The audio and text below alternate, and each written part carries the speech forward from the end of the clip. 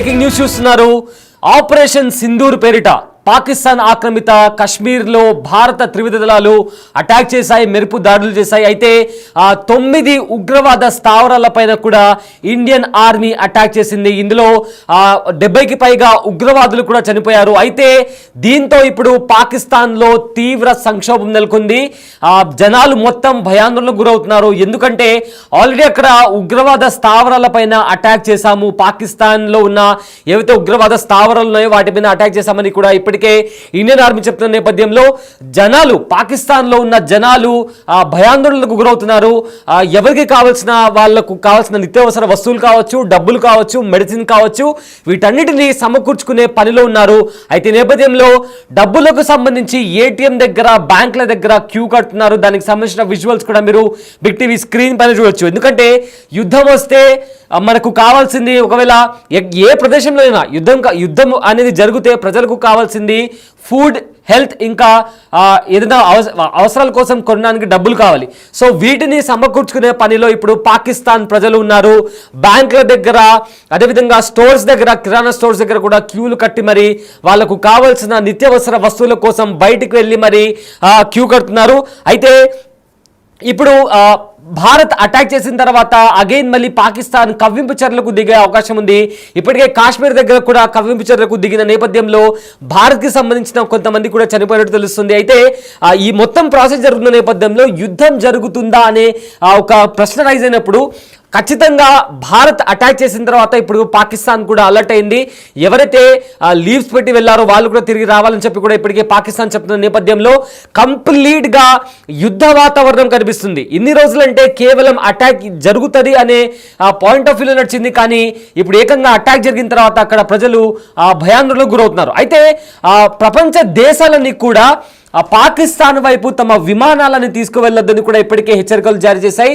India నుంచి ఏవైతే aeroplanes ఇతర దేశాలకు వెళ్తున్నాయో అవి పాకిస్తాన్ గుండా కాకుండా ఎన్ రూట్ తీసుకొని వెళ్ళమని కూడా చెప్తున్నాయి. ఒకసారి దానికి సంబంధించిన మ్యాప్ కూడా మనము బిగ్ టీవీ స్క్రీన్ పైన చూస్తున్నాము.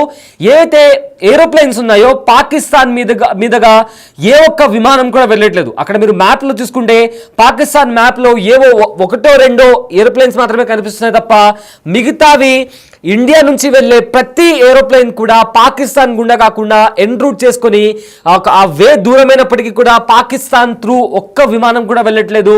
అండ్ ఇంటర్నేషనల్లో కూడా చాలా మంది అంతర్జాతీయ దేశాలు కూడా పాకిస్తాన్ గుండా కాకుండా వేరే మార్గం ఎంచుకొని, ఒకవేళ ఆ మార్గం దూరమైనప్పటికీ వేరే మార్గం నుంచి వెళ్ళాలని కూడా ఇప్పటికే భారత్తో పాటు ఇతర అంతర్జాతీయ దేశాలు చెప్తున్నటువంటి పరిస్థితి కనిపిస్తుంది. దానికి సంబంధించిన మ్యాప్ కూడా మీరు బిగ్ టీవీ స్క్రీన్ పైన చూసుకుంటే ఏవైతే ఏరోప్లేన్స్ భారత్ నుంచి ఇతర దేశాలకు వెళ్తున్నాయో లేదా ఇతర దేశాల నుంచి భారత్కు వస్తున్నాయో ఆ ప్రతి విమానం కూడా పాకిస్తాన్ నుంచి కాకుండా వేరే మార్గాలను ఎంచుకొని భారత్కు వస్తున్న పరిస్థితి కనిపిస్తుంది. అదేవిధంగా భారత్ నుంచి వెళ్ళిపోతున్న పరిస్థితి కనిపిస్తుంది. అంతే తప్ప పాకిస్తాన్ గగనతలంలో నుంచి వెళ్ళట్లేదు. అంటే యుద్ధ వాతావరణానికి సంబంధించి ఎంత భయానక దృశ్యాలు అక్కడ, ఏ రకమైన కేవ్స్ అక్కడ క్రియేట్ అయిందో మనం చాలా క్లియర్గా అర్థం చేసుకోవచ్చు.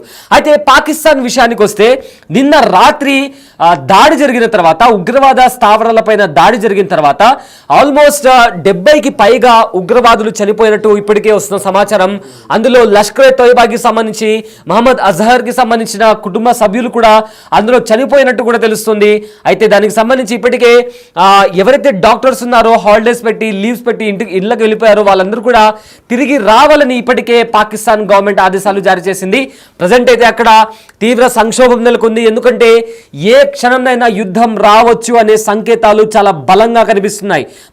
మరి కొద్దిసేపట్లో కూడా ఇండియా ఖచ్చితంగా మా మీద అటాక్ చేస్తుందని కూడా పాకిస్తాన్ చెప్తున్న నేపథ్యంలో అక్కడున్న ప్రజలందరూ కూడా నిత్యావసర వస్తువులు కావచ్చు, లేదా డబ్బులు కావచ్చు, లేదా ఆరోగ్యానికి సంబంధించి టాబ్లెట్ల కోసం కావచ్చు, రోడ్లపైకి వచ్చి క్యూ కట్టిన పరిస్థితి కనిపిస్తుంది. బిగ్ టీవీ స్క్రీన్ పైన కూడా మనం చూసిన విజువల్స్ కూడా ఒక బ్యాంక్ దగ్గర, పాకిస్తాన్లోని ఒక బ్యాంక్ దగ్గర ప్రజలు క్యూ కట్టి వాళ్ళకు కావాల్సిన డబ్బులు కూడా తీసుకొని ఇళ్లకు వెళ్తున్న పరిస్థితి కనిపిస్తుంది. అయితే ఏటీఎంస్ అన్ని ఖాళీ అయిపోయాయి. కిరాణా స్టోర్స్ దగ్గర కూడా జనాలు క్యూ కట్టి మరి వాళ్ళకు కావాల్సిన నిత్యావసర వస్తువుల కోసం కూడా క్యూ కట్టి మరి వెళ్తున్న పరిస్థితి కనిపిస్తుంది. సో ఇదే నేపథ్యంలో ప్రజెంట్ పాకిస్తాన్కి వెళ్ళే ఏవైతే ఏరోప్లేన్స్ త్రూ మన ఇండియాకి రావాలంటే చాలా వరకు కూడా పాకిస్తాన్ గగనతలం నుంచి ఇండియాకి వస్తుంటాయి. సో ఈ నేపథ్యంలో అంతర్జాతీయంగా కూడా ప్రతి దేశం కూడా పాకిస్తాన్ గుండా కాకుండా, అంటే పాకిస్తాన్ గగనతలం నుంచి కాకుండా ఎన్రూట్ చేసుకుని వేరే మార్గం నుంచి ఇండియాకి వెళ్ళాలని కూడా ఇప్పటికే భారత్తో పాటు ఇతర దేశాలు కూడా ఆయా ఏవైతే ఏరోస్పేస్ ఆర్గనైజేషన్స్ ఉంటాయో వాళ్ళని కూడా హెచ్చరిస్తుంది. అయితే భారత ఆర్మీ ఆపరేషన్ సింధూర్ పేరుతో నిన్న రాత్రి పాక్ ఆక్రమిత కాశ్మీర్లో 9 ఉగ్రవాద స్థావరాలపై మిసైళ్లతో విరుచుకుపడింది. అయితే పిఓకేను ఆనుకుని ఉన్న ఉగ్రవాద స్థావరాలపై Indian army, navy, air force బృందాలు మెరుపు దాడి చేశాయి. ఈ దాడుల్లో 100కి పైగా ఉగ్రవాదులు హతమైనట్లు తెలుస్తోంది. ఈ దాడి తర్వాత పాక్ ఆక్రమిత కాశ్మీర్లో కూడా ఏవైతే హాస్పిటల్స్ ఉన్నాయో అక్కడ కూడా ఎమర్జెన్సీ సిచ్యువేషన్ కనిపిస్తుంది. ఏవైతే యుద్ధం జరిగినప్పుడు ఎలాంటి వాతావరణం కనిపిస్తుందో అలాంటి వాతావరణం ఇప్పుడు పాకిస్తాన్లో కనిపిస్తుంది. పాకిస్తాన్లోని ప్రజలు, సామాన్య ప్రజలు భయంతో వణికిపోతున్నారు. ఎందుకంటే వాళ్ళు ఉండే ఏరియాలో వాళ్ళు ఎక్కడైతే ఉంటారో వాళ్ళ మధ్యలోనే ఈ ఉగ్రవాద స్థావరాలు ఉంటాయి. ఏవైతే వాళ్ళ టెర్రర్ క్యాంప్స్ ఉంటాయో అవి కూడా సామాన్య ప్రజలు ఉండే చోటనే ఉంటాయి. కాబట్టి ఎప్పుడు ఏం జరుగుతుందా అనే భయంతో అక్కడి ప్రజలు భయపడుతున్న పరిస్థితి కనిపిస్తుంది. అయితే నిన్న జరిగిన దాడి తర్వాత ఇండియన్ గవర్నమెంట్ కానీ ఇండియన్ ఆర్మీ ఇచ్చిన ఇన్ఫర్మేషన్ ప్రకారం సెలెక్టివ్గా సర్వైలెన్స్ చేసి ఉగ్రవాద స్థావరాల పైన అటాక్ చేశాము. పాకిస్తాన్ మిలిటరీ పైన కానీ లేదా ఇతర భవనం పైన కానీ అటాక్ చేయలేదు.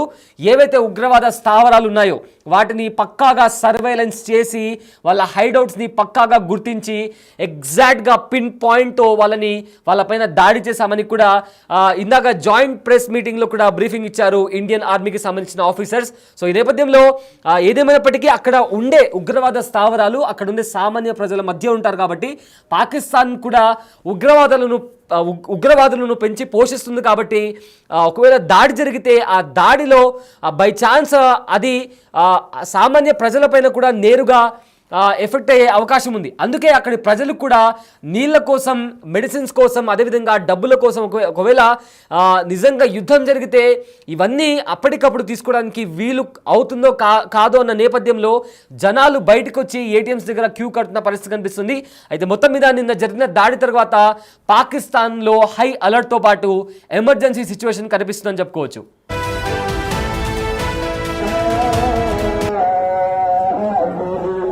Let's go.